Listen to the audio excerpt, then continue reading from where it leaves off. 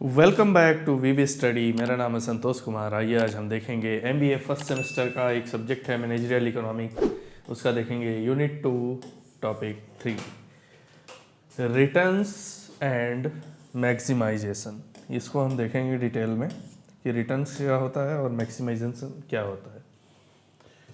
सबसे पहले रिटर्न को देख लेते हैं। रिटर्न, इसका कॉन्सेप्ट क्या है कि जो चीज़ आप अंदर लेते हैं, जो चीज़ आप बढ़ाते हैं, जैसे कि आपने क्या बढ़ाया, सामान बढ़ाया या फिर कोई लोग बढ़ाए, तो उसका आउटपुट में क्या रिजल्ट आएगा, उसका आउटपुट में क्या रिजल्ट आएगा। चलिए देखते हैं शॉर्ट रन और लॉन्ग रन। शॉर्ट रन देख लेते हैं, इसे हम शॉर्ट रन कहते हैं। अगले टॉपिक में हम पढ़ेंगे लॉन्ग रन, इसी में ही पढ़ेंगे अगले स्लाइड में, ठीक है। Return to a factor, return to a factor, ये क्या होता है, शॉर्ट रन होता है, शॉर्ट रन, ठीक है। इसको हम क्या कहते हैं, लॉ ऑफ वेरिएबल प्रोपोजिशंस। क्या बोलते हैं, लॉ ऑफ वेरिएबल प्रोपोजिशन, ठीक है। इसकी सिंपल मीनिंग देख लेते हैं। यह किस लिए होता है, कम समय के लिए होता है, ठीक है, ज़्यादा टाइम तक ये नहीं चलता है। शॉर्ट रन बहुत ही कम चलता है।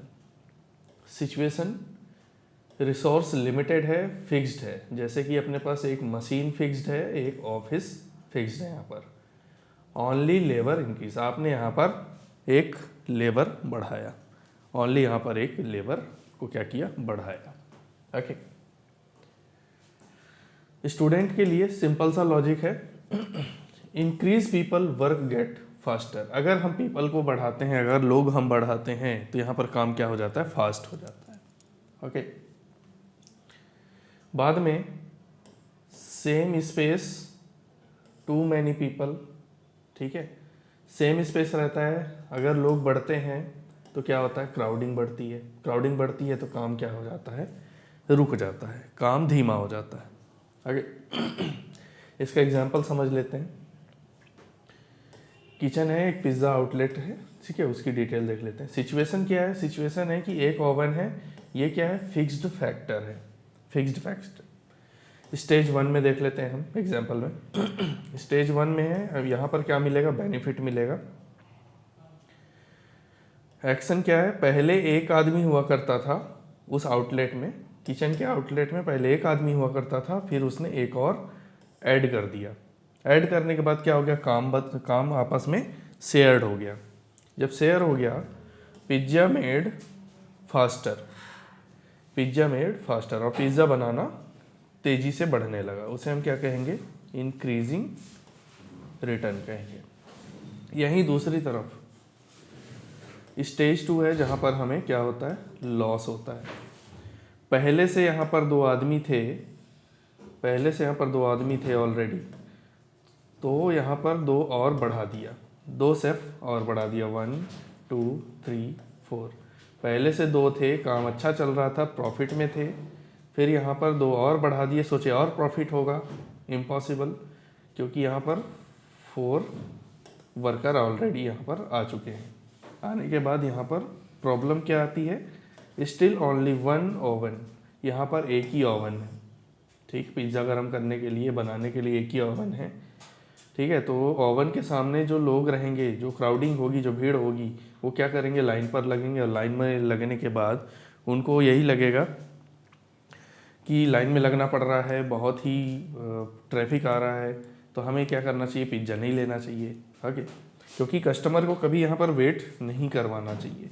रिजल्ट क्या निकलेगा, work did not increase, it slowed down. यहाँ पर आपने लेबर बढ़ा दिया, लेबर बढ़ाने के बाद आपको लगता है कि यहाँ पर सेल बढ़ जाएगी, सेल नहीं बढ़ती है, बल्कि काम स्लो हो जाता है, ओके। तो इससे हमें क्या सीखने को मिला, क्या सीखने को मिला, when machine is fixed, machine is fixed,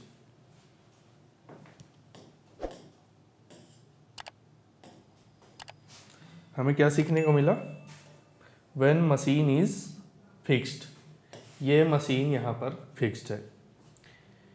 keep increasing labour, यहाँ पर 2 लेबर थे, बढ़िया आसानी से चल रहा था, कोई दिक्कत नहीं थी। आपने यहाँ पर क्या कर दिया, स्टेज 2 में लेबर 2 और बढ़ा दिए, तो कितने हो गए, 4 लेबर हो गए। 4 लेबर हो गए। 4 लेबर होने के बाद आफ्टर ए पॉइंट, कुछ समय के बाद क्या होगा, बेनिफिट डिक्रीज होना चालू हो जाएगा। बेनिफिट क्या होगा, डिक्रीज होना चालू हो जाएगा। ओके, स्टेज 1 में जो प्रॉफिट हो रहा था वो स्टेज 2 में प्रॉफिट नहीं होगा। यही है क्या,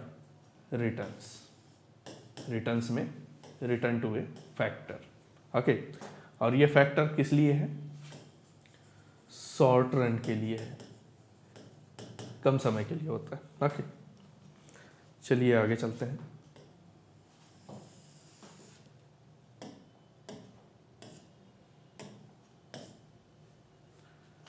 अब हम देख लेते हैं रिटर्न टू स्केल, दूसरा पॉइंट है इसका, return to scale. Return to scale क्या बोलता है, इसका टाइम फ्रेम क्या रहता है, this is about the long run. यह ज़्यादा समय के लिए होता है, वो कम समय के लिए था, this is the long run, यह ज़्यादा समय के लिए होता है। इसकी सिंपल सी मीनिंग देख लेते हैं।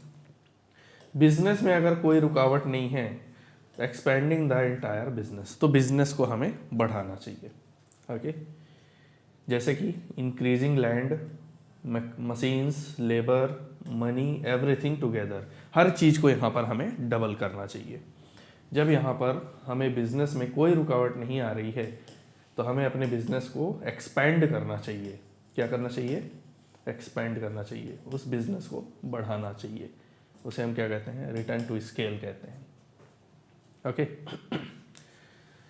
मेजरमेंट कैसे करेंगे, if factory size double, factory size को क्या करना है, डबल करना है। ठीक, ये चेक करेंगे कि फैक्ट्री का साइज डबल हुआ कि नहीं। How many time did production increase, हमें ये कैसे पता चलेगा कि प्रोडक्शन इंक्रीज हुआ कि नहीं, कैसे पता चलेगा कि प्रोडक्शन इंक्रीज हुआ कि नहीं। क्या प्रोडक्शन डबल हुआ, ट्रिपल हुआ, या फिर लॉस हो गया, डबल हुआ या ट्रिपल हुआ या फिर लॉस हो गया। देखिए एक एग्जांपल देख लेते हैं यहाँ पर हम। फैक्ट्री का एग्जांपल ले लेते हैं। पहले हमारा बिजनेस क्या हुआ करता था, छोटा बिजनेस होता था, जहाँ पर had a small workshop making 100 shoes per day. एक दिन में हम 100 शूज बनाते थे जब हमारा बिजनेस छोटा था, स्मॉल बिजनेस। ठीक, फिर हमने एक्शन लिया। क्या एक्शन लिया कि अपने बिजनेस को, यहाँ पर बिजनेस में कोई रुकावट नहीं है कि हम बिजनेस को हम डबल कर सकते हैं, बिल्कुल। बॉट बिग लैंड, हमने एक बड़ी सी जगह खरीदी। इंस्टॉल्ड न्यू बिग मशीन, नई नई मशीनें लगाई, बढ़िया बड़ी सी। इंक्रीज्ड स्टाफ फ्रॉम 10 to 50, पहले 10 स्टाफ थे जिसमें से 100 शूज बनते थे, फिर हमने 10 से बढ़ाकर 50 कर दिया, जिससे अब 500 बनेंगे। ओके, रिजल्ट क्या निकल के आया, if production reached from 100 straight to 50 shoes. यहाँ पर रिजल्ट में हमें ये देखना है कि जो पहले जब हमारा छोटा बिजनेस था तो उसमें 100 शूज़ बनते थे, और ये सब करने के बाद, हर चीज़ डबल करने के बाद, क्या 500 प्रोडक्शन हो पा रहा है कि नहीं हो पा रहा है, 500 शूज़ बन पा रहे हैं कि नहीं बन पा रहे हैं। अगर बन पा रहे हैं तो उसे हम क्या कहेंगे, इंक्रीजिंग रिटर्न टू स्केल कहेंगे। इसमें कम कॉस्ट लगा के मोर बेनिफिट निकालना, उसे हम क्या कहेंगे, रिटर्न टू स्केल कहेंगे। आगे सीखने को क्या मिला, here we are not just changing labour, यहाँ पर हमें लेबर को चेंज करने की ज़रूरत नहीं पड़ी। ठीक, चेंजिंग द एंटायर स्केल, हमें उसके साइज को बढ़ाना पड़ा। हमें बिजनेस के हर एक पर्टिकुलर प्रॉपर्टीज़ को हमें बढ़ाना पड़ा।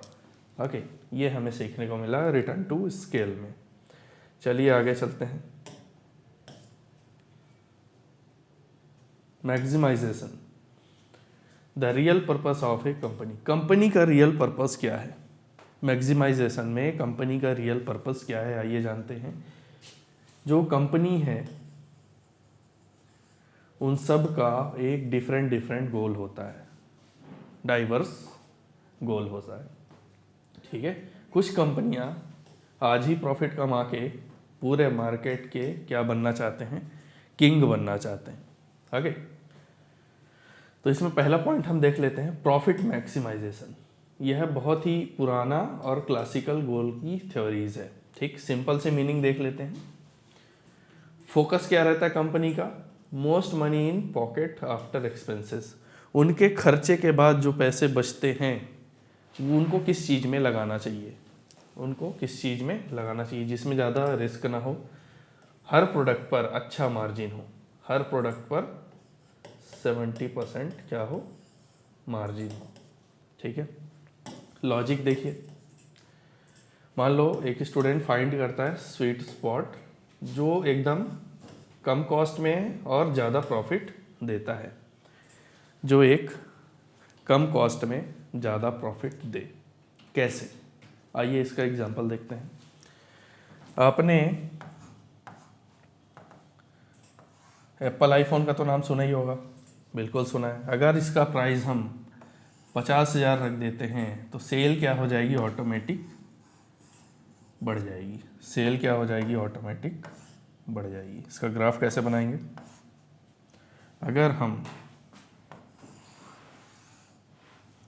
यहाँ पर आईफोन का जो प्राइस है अगर हम वो 50,000 कर देते हैं तो सेल क्या हो जाएगी, ऑटोमेटिक बढ़ जाएगी। और प्रॉफिट क्या होगा, कम होगा। जिस चीज़ की डिमांड ज़्यादा होती है वो ज़्यादा बिकती है और मार्जिन उसमें कम रहता है।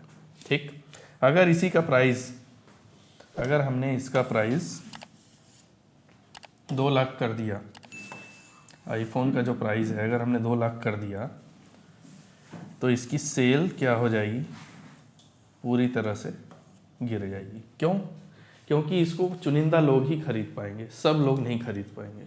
क्यों, क्योंकि ये तो बजट से भी बाहर है। वो सिर्फ वही लोग खरीद सकेंगे कि हाँ चलो हम खरीद सकते हैं, जिनके पास अच्छा बजट है। हर कोई नहीं खरीद पाएगा। आगे इसी की जगह में अगर हम 1.5 लाख रखते हैं आईफोन की कीमत, ठीक है, 1.5 ठीक रखते हैं, तो इसमें क्या होता है, कंपनी को मोटा मुनाफा होता है। कंपनी को क्या होता है, मोटा मुनाफा होता है। कभी सेल घटती है, कभी सेल बढ़ती है, कभी सेल घटती है, कभी सेल बढ़ती है। कंपनी का कहना है कि यहाँ पर हमको पैसे से मतलब है, हमें भीड़ नहीं चाहिए, हमें पैसे से मतलब है। कंपनी को यहाँ पर, कंपनी का गोल क्या है, यहाँ पर पैसे से मतलब है, यहाँ पर नॉट क्राउड, यहाँ पर उन्हें भीड़ से कोई मतलब नहीं है।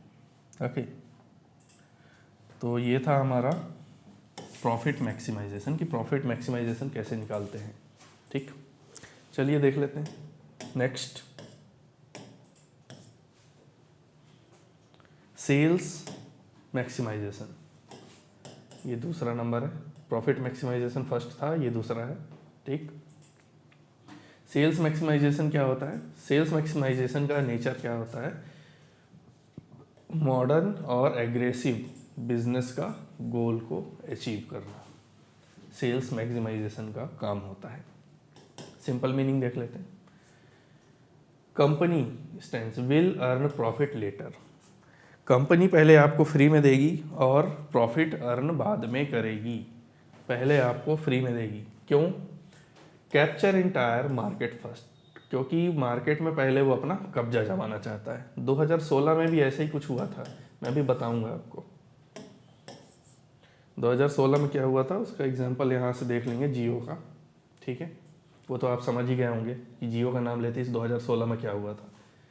पर्पस क्या रहता है, reach product to every household, मतलब हर उस व्यक्ति के घर में हमारा प्रोडक्ट जाना चाहिए कि हमारा प्रोडक्ट वो यूज़ करे और मार्केट में हमारा कब्जा हो जाए। ठीक है, इसका क्या मकसद होता है, increasing market share, market share को बढ़ाना। ठीक है, और ये पहले शुरू में अपना प्रॉफिट छोड़ते हैं, प्रॉफिट छोड़ने के बाद ये अपने कॉम्पिटिटर्स को ख़त्म कर देते हैं। एग्जाम्पल में देखिए, सन 2016 में क्या आया था, जियो आया था, ठीक। जियो की स्ट्रेटजी देखना, gave free net for 1 year, 1 year तक जियो ने फ्री नेट दिया। फ्री नेट दिया मतलब कि वो कंपनी क्या करना चाह रही है, मार्केट में कब्जा करना चाह रही है।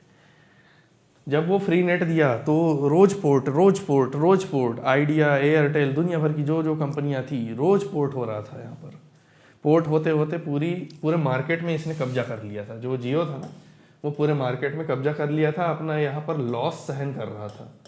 शुरू में पहले लॉस सहन किया, सेकंड में क्या किया इसने, पूरे मार्केट पर कब्जा किया, ठीक। अब जब सबके हाथ में जियो की सिम आ गई तो फिर उसने लूटना चालू किया, मतलब रिचार्ज करवाना, मतलब हर ज़रूरत की चीज़ें, जैसे कि हम रिचार्ज करते हैं तो हमें कई OTTs देखना पड़ता है, ठीक। तो शुरू में जियो ने क्या किया, पहले इंड्योर्ड 1000 ऑफ करोर्स लॉस, पहले उसने लॉस सहा, ठीक। Did not look at profit, Jio company ने प्रॉफिट को नहीं देखा पहले। क्यों नहीं देखा? So every person has a Jio की सिम, जियो सिम, मतलब हर इंसान के पास जियो की सिम होनी चाहिए, ठीक। और सभी के पास आ भी गई थी। Started charging once everyone become customers. अब यहाँ पर जब 1 साल फ्री नेट दिया, नेट देने के बाद फिर धीरे धीरे अपना पत्ता खोलना चालू किया। कैसे कि जब उसने फ्री देना बंद किया तो एक रिचार्ज सिस्टम चालू किया कि आपको रिचार्ज करना ही पड़ेगा, आप कुछ भी नहीं कर सकते। फिर इसके बाद यहाँ पर प्रॉफिट अर्न करते चले जा रहे हैं। 10 साल हो चुके हैं 2016 को, ठीक। तो सीखने को क्या मिला? द थिंकिंग टूडेज लॉस, आज का लॉस कल का बिग प्रॉफिट बनता है, ठीक है। आज का लॉस कल का बड़ा प्रॉफिट बनता है। जैसे कि अगर आज के टाइम में आपको अगर 50,000 की सैलरी मिल रही, ठीक, इस 50,000 में आप क्या क्या नहीं कर सकते। EMI में आईफोन ले सकते हो, ठीक है, EMI में आप कार ले सकते हो, बाइक ले सकते हो, ठीक है। इसका अगर 50% ये सब करने के बजाय अगर आप इसका 50% SIP करते हो, ठीक है, इससे रिलेट करना, ठीक है। टुडे लॉस मतलब आज के हम मज़े को छोड़कर अगर हम भविष्य की तरफ ध्यान देते हैं तो 50% SIP में आने वाले 10 साल 20 साल बाद कितना बड़ा अमाउंट में कन्वर्ट हो जाएगा। टुमारो बिग्स गेन, हो सकता है 1.5 CR हो जाए, हो सकता है 7 CR हो जाए, कुछ भी हो सकता है। वो तो जैसे जैसे इंटरेस्ट रेट रहता है उसमें उसके हिसाब से चलता है, ठीक है।